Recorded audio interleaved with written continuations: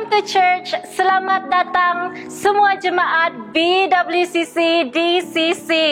Selamat kembali beribadah secara atas talian setelah sebulan lamanya kita hanya beribadah secara fizikal di gereja lokal kita masing-masing. Saya sangat bersyukur kepada Tuhan atas kesempatan dan ruangan ini kita dapat bersama-sama as one church, worshiping God together dan mendengarkan firman Tuhan bersama-sama.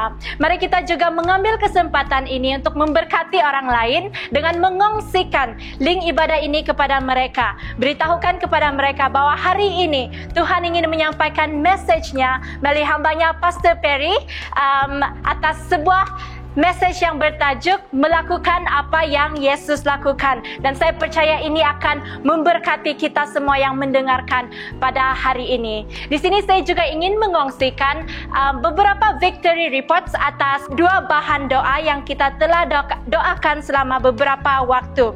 Bahan doa yang pertama adalah victory, kesembuhan ke atas ibu daripada bekas jemaat BWCC KL, Brother Tony. Ibu ini telah mengalami stroke dan setelah dia didoakan, akhirnya Tuhan menyembuhkan dia dan dia dapat kembali makan dan kembali bercakap. Puji Tuhan. Dan victory report yang seterusnya adalah kesembuhan juga ke atas seorang kakak daripada jemaat kita di BWCC Shah Alam. Kakak ini, Sis Rita, dia mengalami penyakit batu karang hempedu dan selama sebulan rawatannya ditunda dan dia tidak boleh mengalami prosedur menyambung tube.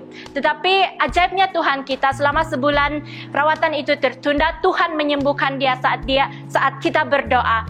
Dan ibu ini mengalami kesembuhan di mana batu karang tersebut hilang daripada hempedunya. Haleluya. Puji Tuhan. Mari pada saat ini saya ingin membawa kita datang kepada Tuhan dengan sikap yang menyembah. Saya ingin berdoa bersama-sama kita pada hari ini. Mari kita datang kepada Tuhan. Tuhan kita adalah Tuhan yang hidup, God all powerful, all good, yang mengerjakan segala kebaikan bagi mereka yang mengasihi Dia. Mari kita berdoa. Haleluya. Bapa di syurga, Tuhan, kami datang kepada Engkau pada saat ini, Tuhan. Kami mempersembahkan hati kami, Tuhan, melalui penyembahan kami pada hari ini, Tuhan, melalui our presence, Tuhan, in this place, Tuhan. Kami mau mengalami pekerjaan-Mu, Tuhan, pada hari ini, Tuhan. Tuhan, kami tahu Engkau bekerja, Tuhan. Buka hati kami, buka telinga rohani kami, Tuhan, supaya hari ini sekali lagi kami mendengar suara-Mu, Tuhan. Kami dikuatkan, Tuhan. Kami disembuhkan daripada segala apapun penyakit kami. Kami terus dilepaskan daripada ikatan dosa, sehingga hidup kami berubah, hidup kami mengikut Yesus, dan sepenuhnya, Tuhan, berjalan berserah kepada Engkau, Tuhan. Kami excited, Tuhan, untuk worship You, Tuhan, pada pagi ini, Tuhan. Dan kami menyerahkan ibadah kami, memulakan ibadah kami hanya di dalam nama Tuhan Yesus. Kami siap dan kami sudah berdoa. Amin.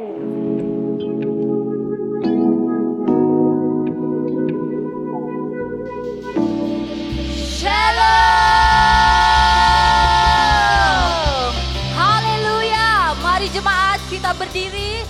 Saya percaya dimanapun Anda berada pada saat ini, Anda siap untuk meninggikan, memuliakan, merayakan Yesus kita. Yesus Raja kita yang hidup. Come on church, let's praise Him. Woo! Hallelujah. Come on, just clap your hands.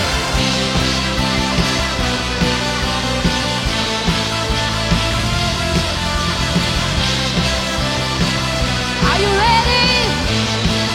Sama-sama nyanyikan.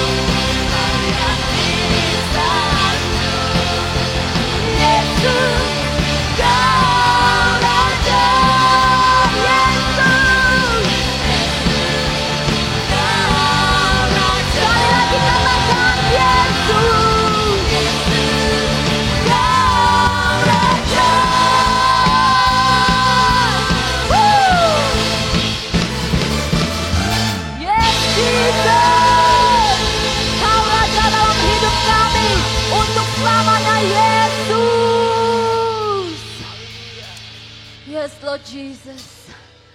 Mari jemaat, pada saat ini kita mau nyatakan yang kita memerlukan Tuhan di dalam hidup kita, di dalam setiap langkah kita, di saat kita berjalan, di dalam semua aspek kehidupan kita.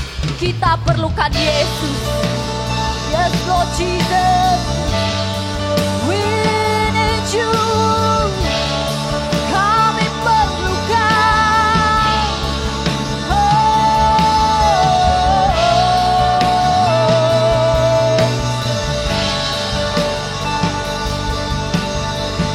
Yes Lord Jesus.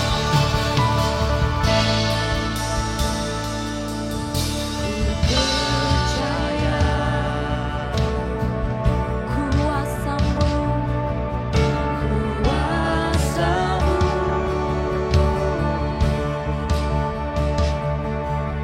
lepaskanku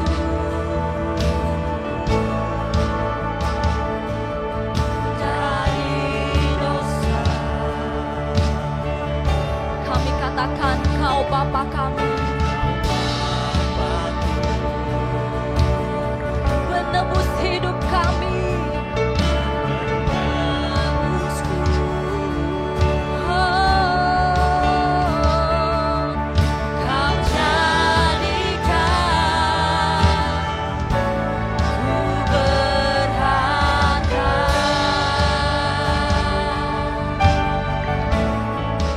Katakan ku perlu Kau Tuhan.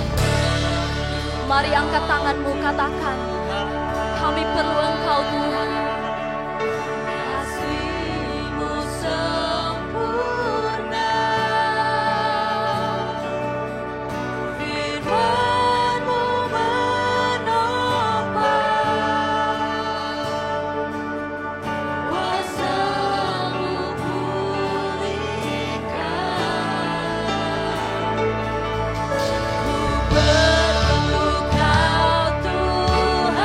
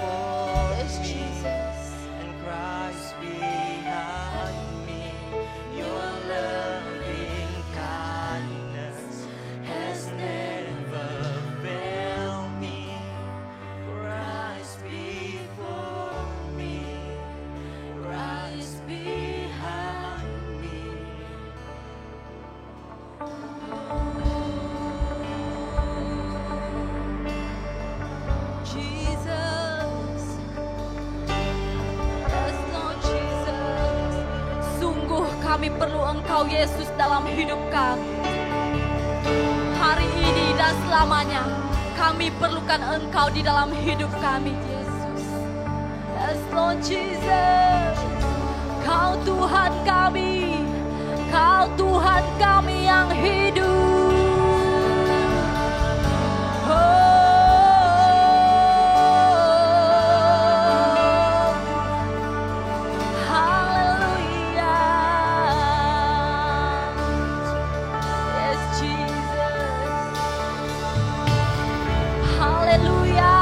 Katakan amin.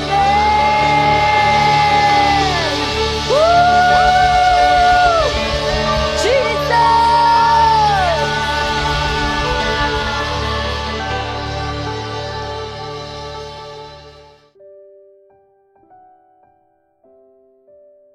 Shalom kepada jemaat yang dikasihi di dalam Tuhan kita Yesus Kristus.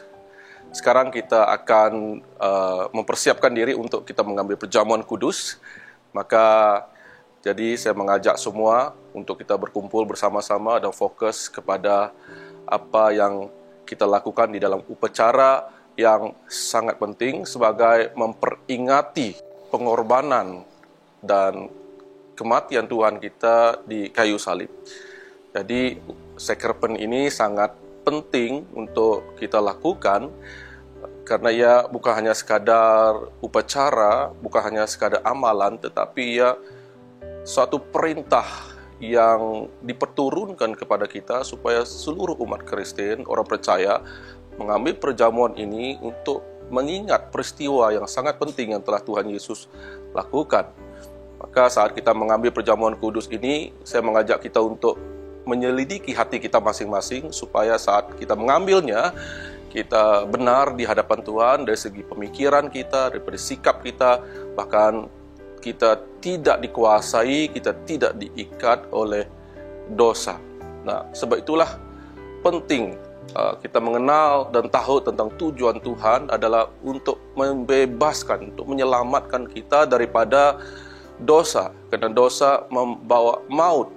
Jadi bila Tuhan Yesus mati di kayu salib, Dia telah memberikan kita suatu kehidupan yang baru. Bukan saja baru, tapi kehidupan yang berkekalan selama-lamanya. Maka kehidupan kita tidak lagi sama seperti kehidupan kita yang lalu. Kehidupan kita harus kehidupan yang sudah diubahkan. Kita mau menjadi seperti Kristus. Kita mau bergabung dan menyatukan diri kita dengan Kristus. Sebab hanya Kristus yang dapat memberikan pimpinan hidup yang berkualiti, hidup yang indah, hidup yang luar biasa.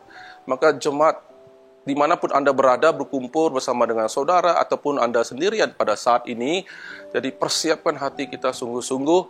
Dan sebelum kita mengambil perjamuan ini, saya ingin membawa kita berdoa. Secara pribadi Anda boleh berdoa di tempat Anda dan berbicara kepada Tuhan dan merenung kembali hidup kita, apa yang telah kita lakukan dalam beberapa waktu atau ketika ini. Apakah kita pernah mengabaikan firman-Nya? Apakah kita pernah melakukan perkara yang tidak menyenangkan hati Tuhan? Nah, sebab itulah kita perlu dari waktu ke waktu kita perlu menyelidiki kehidupan kita di hadapan Tuhan. Kenapa saudara? Sebab kita mau menghargai apa yang telah Tuhan Yesus lakukan di kayu salib. Pengorbanan yang sungguh besar. Itu adalah tanda kasih Tuhan yang ingin berdamai, yang ingin mengambil kita kembali. Karena kita adalah hak kepunyaannya, miliknya. Sebab itulah Tuhan berhak di dalam kehidupan kita. Nah, selain daripada Tuhan menebus dosa kita, Ia juga sebagai tanda untuk mempersatukan kita bukan saja dengan Kristus, tetapi sesama jemaat, sesama gereja. Kita ini satu di dalam tubuh dan kesatuan Kristus dan Yesus sebagai kepala. Dan kita sungguh bersyukur sebab Tuhan kita masih hidup bersama-sama dengan kita pada hari ini. Jadi kita rendahkan hati kita untuk mengakui segalanya di hadapan Tuhan dan kita berdoa secara pribadi. Pada saat ini saya berikan waktu ini dalam masa tempo lebih kurang mungkin 1 menit. Saudara, kita terus menghadap Tuhan dengan hati yang sungguh-sungguh bersyukur kepada Dia. Mari kita berdoa.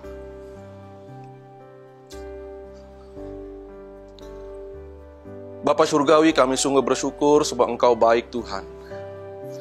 Karena selama ini Tuhan, kami tidak ada apa-apa Tuhan. Tetapi oleh karena pengorbanan-Mu di kayu salib, kami mengerti tentang the value of life. Betapa berharganya hidup kami buat Engkau. Buktinya Engkau telah melakukannya di kayu salib Tuhan. Kasih-Mu yang begitu besar, kasih-Mu yang tiada tolok bandingnya.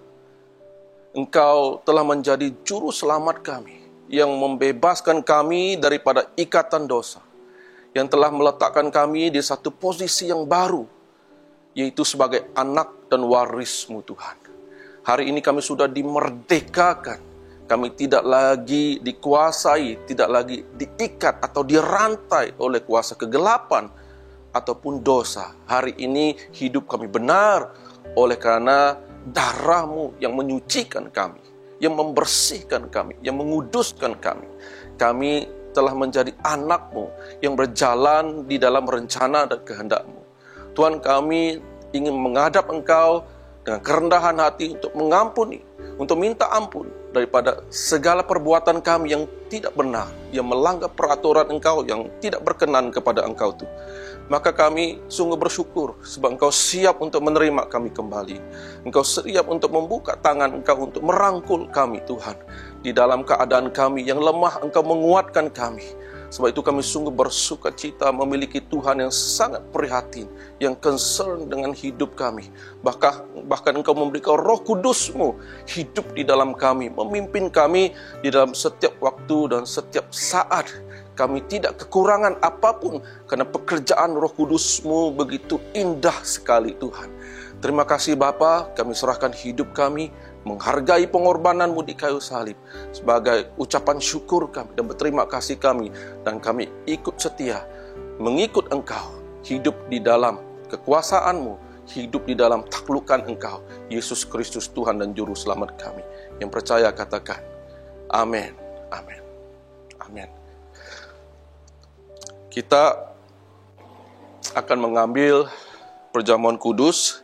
Saya harap Anda sudah mempersiapkan roti ataupun anggur ataupun cawan yang sudah diisi dengan perjamuan kudus, air perjamuan kudus. Jadi saya ingin memimpin kita melalui pasal ini. Ya, semua orang sudah tahu, ya 1 Korintus pasal yang ke-11. Saya akan mulai daripada ayat yang ke-23. Sebab apa yang telah kuteruskan kepadamu telah aku terima dari Tuhan, yaitu bahwa Tuhan Yesus pada malam waktu Ia diserahkan mengambil roti. Nah, kita angkat roti kita di tangan kita masing-masing, ya, di tangan kita masing-masing. Dan sesudah itu Ia mengucap syukur atasnya, Ia memecah-mecahkannya dan berkata, inilah tubuhku yang diserahkan bagi kamu, perbuatlah ini menjadi peringatan akan aku. Mari kita makan bersama-sama.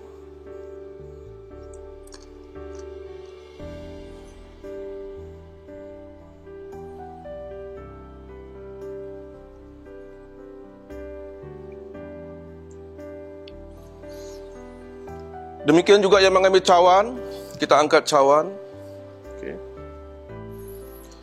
Cawan ini adalah perjanjian baru yang dimeteraikan oleh darahku. Nah, perbuatlah ini setiap kali kamu meminumnya menjadi peringatan akan aku. Mari kita minum bersama-sama.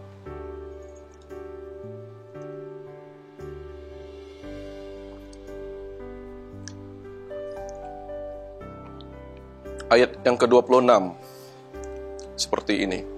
Sebab setiap kali kamu makan roti ini dan minum cawan ini, kamu memberitakan kematian Tuhan sampai Ia datang. Nah, ini pesan yang sangat penting buat kita, di mana kalau kita sudah mengambil perjamuan kudus ini, berarti kita harus patuh dan taat untuk menyampaikan kabar baik sampai Tuhan Yesus datang kedua kalinya. Daripada generasi keturunan, daripada keturunan kepada keturunan yang kita yang seterusnya. Inilah beban ataupun tanggung jawab yang harus kita bawa, itu memberitakan kabar baik.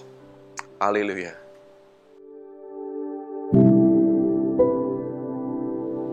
Shalom dan selamat bertemu kembali di dalam ibadah online kita sekali lagi. Walaupun setelah berehat selama lebih kurang sebulan, saya percaya semangat Anda masih tetap membara buat Tuhan Yesus. Buat Anda yang bukan dari gereja BWCC dan DCC yang mengikuti kebaktian online ini, ingatlah agar Anda tetap support gereja Anda. Jadi, sokonglah gembala Anda semasa di dalam situasi seperti ini, yang sangat memerlukan jemaat untuk bersatu dan bekerja sama. Ini karena selama ini gembala Anda, pastor Anda telah melayani Anda dengan memberikan seluruh hidupnya buat pelayanan. This is the right things to do untuk gereja Anda. Saya percaya perbuatan Anda akan sangat disenangi oleh Tuhan, karena sikap tersebut adalah sikap yang memuliakan namanya. Nah, inilah prinsip yang kita pelajari dari Alkitab.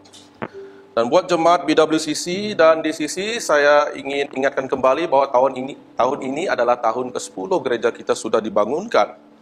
Dan ingatlah bahwa sepanjang 10 tahun ini, semuanya adalah karena kebaikan dan kesetiaan Tuhan yang menyertai kita. Ya, Tuhan masih mau kita bekerja di dalam visi yang telah Dia berikan. Ya, di saat kita merayakan semua ini, jangan sampai kita leka dan hilang fokus. Nah, khotbah saya pada pagi ini bertajuk melakukan apa yang Yesus lakukan. Tujuan saya adalah untuk kita bersama-sama memperingati perbuatan Yesus dan mengajak kita untuk melakukan apa yang telah Dia lakukan. Nah, hanya dengan mencontohi perbuatan dan tindakannya saja, hidup kita akan menjadi lebih efektif, khususnya berhadapan dengan situasi masa kini.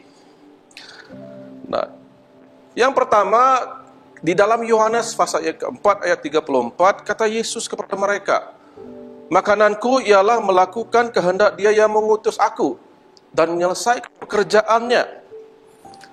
Nah, Yesus melakukan kehendak Bapa. Kalau kita membaca keseluruhan pasal ini, kita menyadari bahwa murid-murid Yesus telah berjalan sepanjang hari dan mereka keletihan serta kelaparan. Mereka meninggalkan Yesus di tepi perigi dan pergi ke pekan atau pasar yang terdekat untuk membeli makanan.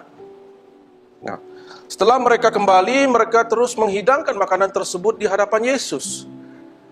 Saya percaya murid-muridnya sudah tidak sabar untuk menikmatinya. Tetapi masalahnya mereka terpaksa menunggu Yesus untuk makan terlebih dahulu. Malangnya Yesus tidak mengambil pula makanan tersebut. Dan akhirnya mereka memaksa Yesus untuk makan. Kata mereka, "Rabai, makanlah." Nah, akan tetapi Ia berkata kepada mereka, "Padaku ada makanan yang tidak kamu kenal." Saya ulangi, "Padaku ada makanan yang tidak kamu kenal." Nah, murid-murid Yesus terkejut dan heran. Nah, mereka saling bertanya antara satu sama lain, apakah ada orang yang telah memberi guru mereka makan? Kalau ada, siapa? Di mana? Dan bagaimana? Nah, perhatikan saudara, mereka hanya fokus kepada makanan jasmani saja dan bukannya makanan rohani. Mereka lebih prihatin atau khawatir tentang makanan dan bukannya hal tentang Tuhan. Dan lalu Yesus menjelaskan, "Makananku ialah melakukan kehendak Dia." Wow. Ya, makananku ialah melakukan kehendak Dia yang mengutus aku dan menyelesaikan pekerjaannya. Nah, Yesus menyatakan inilah makanan Dia yang sebenarnya. Inilah makanan yang menjadikan Dia lapar, yaitu makanan yang mesti Dia miliki atau Dia tidak akan dapat hidup. Ya. Dia harus hidup menyenangkan Bapa dan melakukan kehendaknya. Dia harus taat setia kepada Bapanya. Oleh sebab itu, seperti mana Yesus menjalani kehidupannya, begitulah seharusnya cara kita menjalani kehidupan kita. Dia adalah model dan teladan kita. Nah, kita harus menyenangkan Tuhan, hidup untuk Tuhan, dan setia mentaati Tuhan adalah kehidupan kita yang sesungguhnya. Ianya merupakan sukacita kita. pembebasan kita dan ianya jauh lebih penting dari makanan dan minuman, saudara. Jadi priority Yesus adalah untuk melakukan kehendak Bapa di surga. Makanya melakukan kehendak Bapa harus menjadi priority hidup kita. Karena itulah yang diperbuat oleh Yesus. Yang kedua, Yesus melakukan apa yang dia lihat Bapa lakukan. Nah, dalam Yohanes 5, ayat ke-19. Maka Yesus menjawab mereka katanya, "Aku berkata kepadamu, sesungguhnya anak ini tidak dapat mengerjakan sesuatu dari dirinya sendiri. Jikalau tidak, ia melihat Bapa mengerjakannya. Sebab apa yang dikerjakan Bapa, itu juga yang dikerjakan anak." Yesus melakukan apa yang dia lihat Bapa lakukan. Henry Blackaby di dalam bukunya yang berjudul Experiencing God menyatakan kepada kita, "Don't go out and do things on your own for God, with your own strength and resources. Rather do what Jesus did." Rather do what Jesus did. Nah, Yesus melihat bagaimana Bapa melakukannya dan melakukan seperti yang Bapa telah lakukan. Yesus bersandar dan berserah sepenuhnya kepada Bapa. Buktinya dia hanya melakukan apa yang dia lihat Bapa lakukan. Nah, saudara, berarti Yesus adalah model dan teladan terbaik dalam pelayanan. Ya, Tuhan bukan mencari keaslian, originality, tetapi kesetiaan, faithfulness. Tuhan, itu yang Tuhan cari. Bapa mencari orang yang dengan sepenuhnya berpaut teguh dan berserah kepadanya. Di dalam buku yang bertajuk Revolution Within, yang ditulis oleh Dwight Edwards, menyimpulkan Yohanes 5 ayat 19 ini dengan mengatakan, Jesus did nothing of his own initiative, but joined in with what God was already doing. Nah, Allah Bapa sentiasa mendahului di dalam semua perkara. Yesus tidak melakukan ciptaannya sendiri atau his own invention. Dia bergantung pada teladan Bapaknya dan hanya berusaha untuk mencerminkan apa yang dilihat dari Bapaknya. Yesus tidak melakukan kehendaknya sendiri, saudara. Dia tidak datang menubuhkan dan mengerjakan pelayanannya sendiri. Tetapi dia datang melaksanakan, saudara. Dia datang melaksanakan apa yang telah ditetapkan untuknya oleh Bapa. Nah, Yesus tidak melakukan pelayanannya dengan kekuatannya sendiri.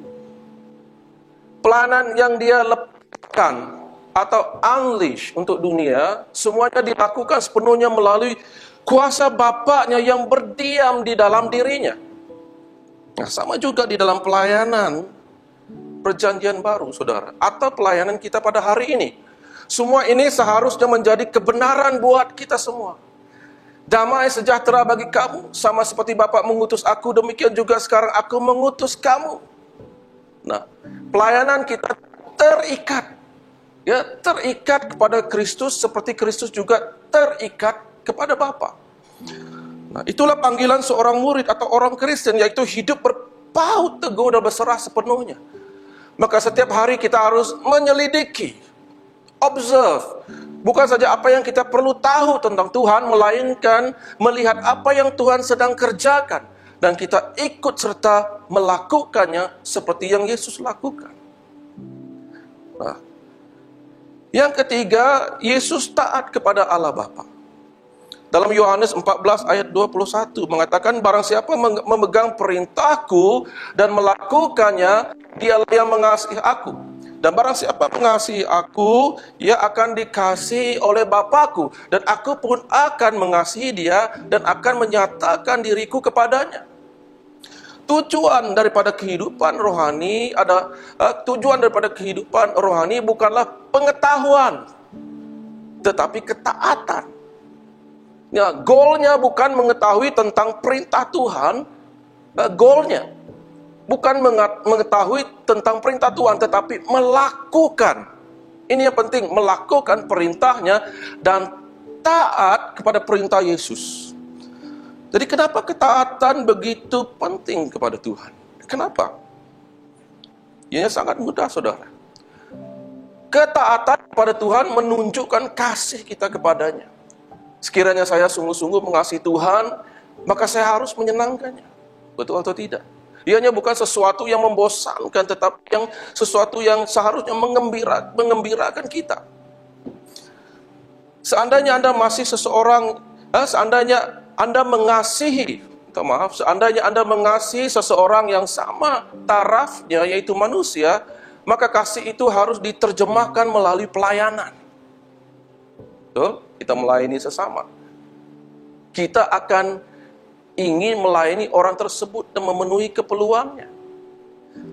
Tapi bila ianya mengenai mengasihi Tuhan, ini bukan bermakna, maaf saudara, tapi bila ianya mengenai mengasihi Tuhan, seseorang yang lebih tinggi darjat atau statusnya, maka kasih itu harus diterjemahkan melalui ketaatan. Ianya seharusnya menjadi sesuatu yang kita rindukan.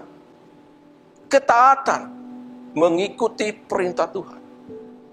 Kita ingin menyenangkan Tuhan. Nah, ini bukan bermakna, saudara, ketaatan itu mudah dilakukan. Ada di antara perintah-perintah Tuhan itu memang sukar.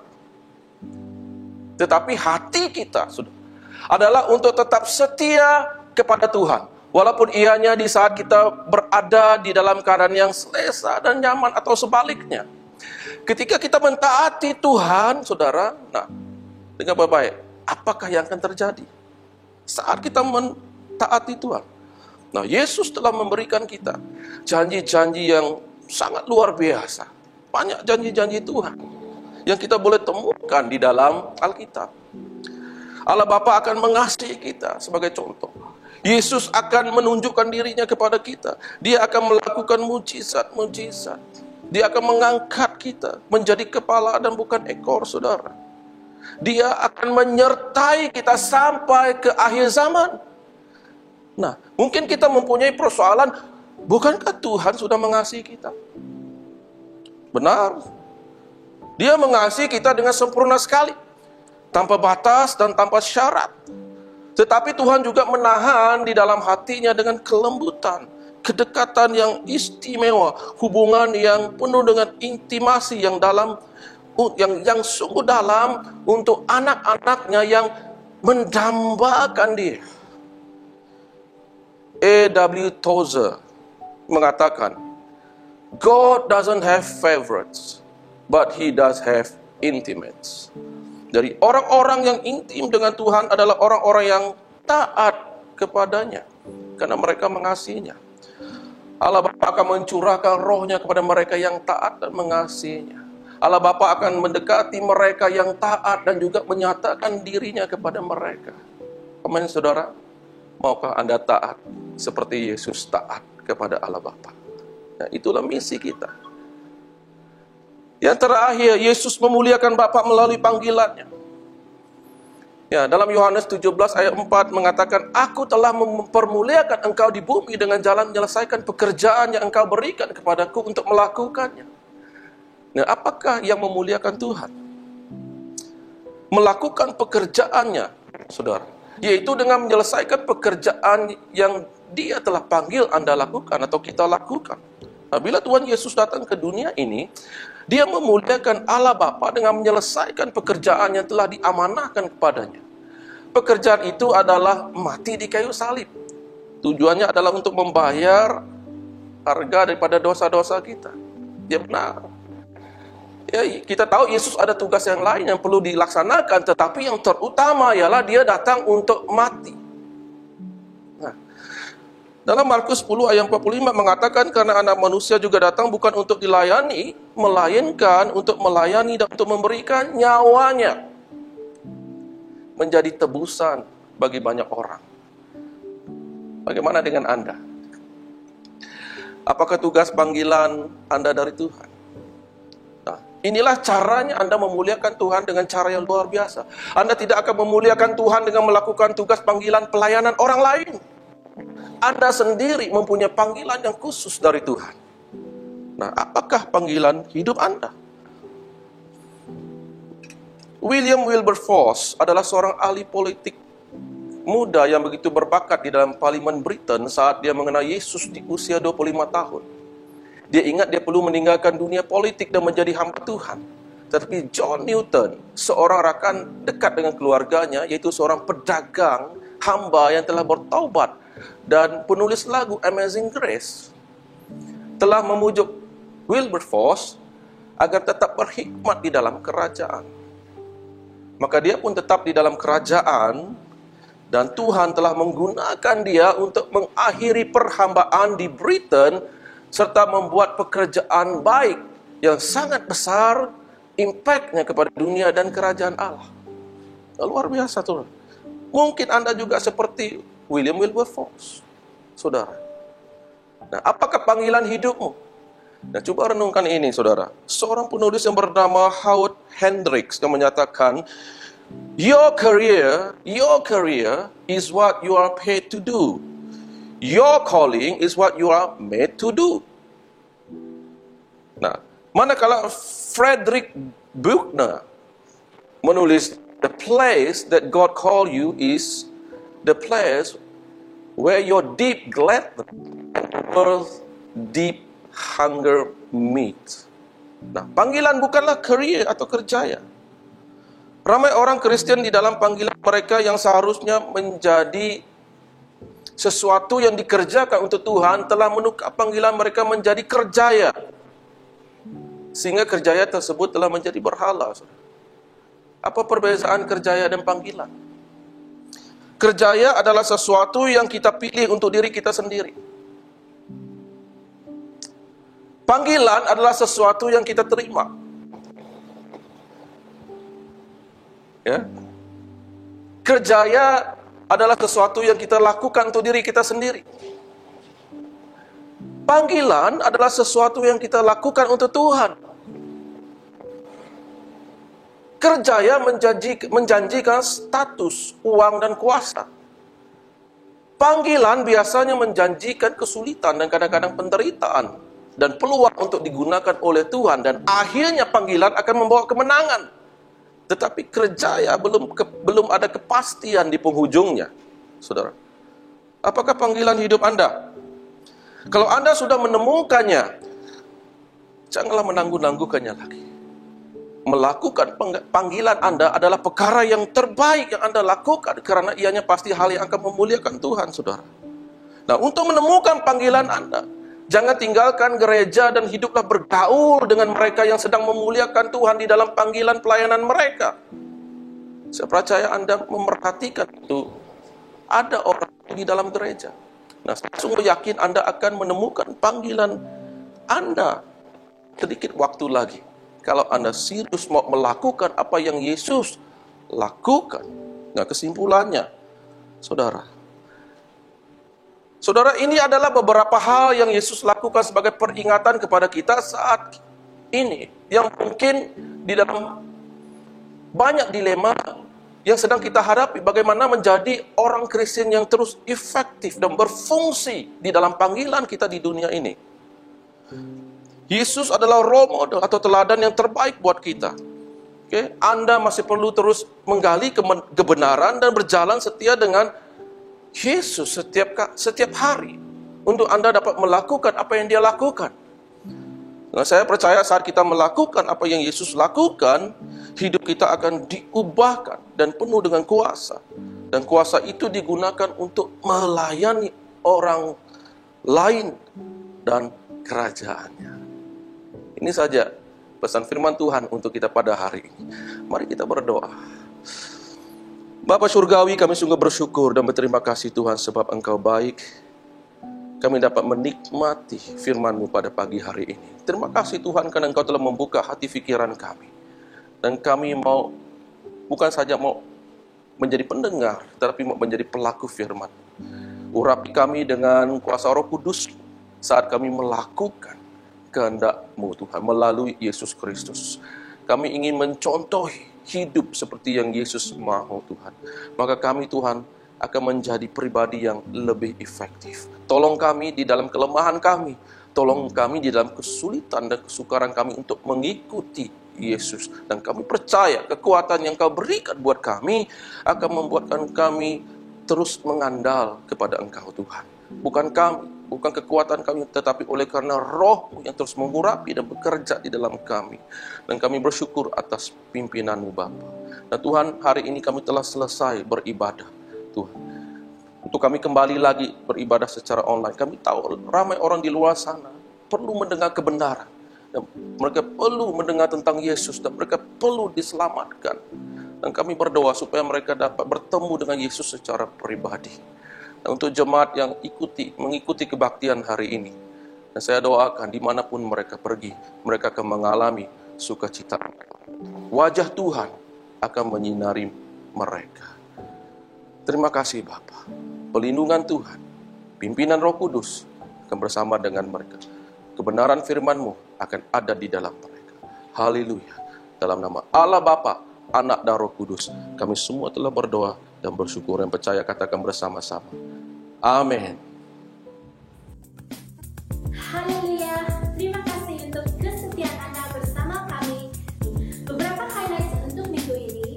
Highlight yang pertama adalah mengenai tithes and offering yang boleh dilakukan secara online. Sila rujuk nomor akaun gereja seperti yang tertera di skrin Anda. Pastikan Anda menulis tujuan transaksi Anda dengan jelas, seperti offering, tithes, ataupun janji iman. Highlight yang kedua adalah mengenai Jom Pray Together yang akan dilakukan setiap hari Rabu pada pukul 8 malam. Pastikan Anda mendapat link yang betul untuk mengikuti Jom Pray Together. Highlight yang ketiga adalah mengenai Jom Gather yang akan dilakukan mengikut masa yang telah ditetapkan oleh Ketua JG masing-masing. Yang seterusnya adalah mengenai prayer form request yang boleh didapatkan daripada ketua gereja cabang masing-masing. Itu sahaja untuk ibadah kita pada hari ini.